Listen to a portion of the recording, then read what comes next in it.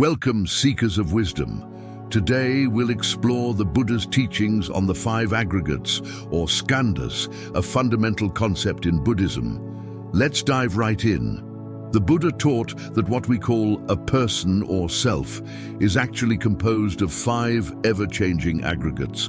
In the Salika Sutta he says, such is the body, such its arising, such its passing away, such is feeling, such is perception, such are the mental formations, such is consciousness, such its arising, such its passing away. But what exactly are these five aggregates? Let's break them down. 1. Form, rupa. This is our physical body and all material objects. It includes the five senses and their objects. 2. Feeling, vedana. These are our sensations, pleasant, unpleasant, or neutral. 3. Perception, sana. This is how we recognize and interpret our experiences. 4th, mental formations, sankhara. These are our thoughts, emotions, and volitions. 5. Consciousness, vijnana. This is our awareness of the other four aggregates. Now you might be thinking, that's all well and good, but why should I care about these aggregates? Well, the Buddha taught that understanding the aggregates is crucial for liberation from suffering. In the Bhara Sutta, he uses a powerful metaphor. The five aggregates subject to clinging are the burden. The person is the bearer of the burden. Craving is the taking up of the burden. And the relinquishment of craving is the laying down of the burden. Imagine you're carrying a heavy backpack on a long journey. That backpack is the five aggregates. Your body, feelings, perceptions, mental formations, and consciousness. You, the person, are lugging this backpack around. What makes you pick up this burden? It's craving, the desire for things to be different than they are.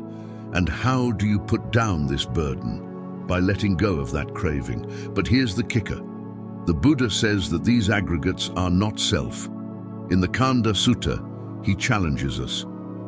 Any kind of form, feeling, perception, formations, consciousness whatsoever, whether past, future or present, internal or external, gross or subtle, inferior or superior, far or near, all consciousness is to be seen as it actually is with correct wisdom. Thus, this is not mine, this I am not, this is not myself.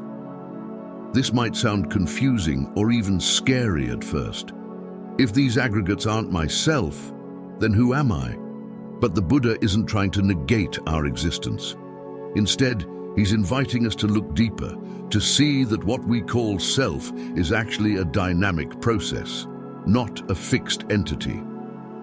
Let me share a story from the Buddha's time to illustrate this. Once, a monk named Kemaka was ill. Other monks asked him if he saw any self in the five aggregates. Kemaka replied that he didn't, but he still had a subtle sense of I am. He compared it to the scent of a flower. You can't say the scent is in the petals or the stem or any other part, but you can't deny that the scent comes from the flower. In the same way, we can't find a permanent self in any of the aggregates, but we still have this sense of I am. The key is to see this I am for what it is. A product of these ever-changing aggregates, not a permanent, unchanging self. Understanding the five aggregates in this way leads to liberation. The Buddha didn't claim to be awakened until he fully understood each aggregate in terms of the Four Noble Truths, its nature, its origin, its cessation, and the path leading to its cessation. So, how can we apply this teaching in our daily lives? Start by observing your experience through the lens of the five aggregates.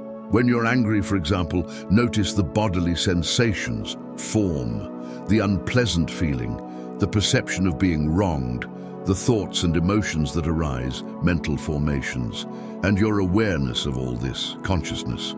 By doing this, you create some space between you and your experience. You start to see that these phenomena arise and pass away on their own. They're not you, and you don't need to identify with them or be controlled by them. Remember, the Buddha taught this not as a philosophical exercise, but as a practical path to freedom. By deeply understanding the five aggregates, we can lay down the burden of suffering and experience true peace. So the next time you find yourself caught up in the drama of life, take a step back and ask yourself, is this my true self? Or is it just another appearance in the ever-changing flow of aggregates? This simple question might just be the key to your liberation. Thank you for joining me on this exploration of the five aggregates. May this understanding bring you closer to the freedom and peace that the Buddha discovered. Until next time, be well.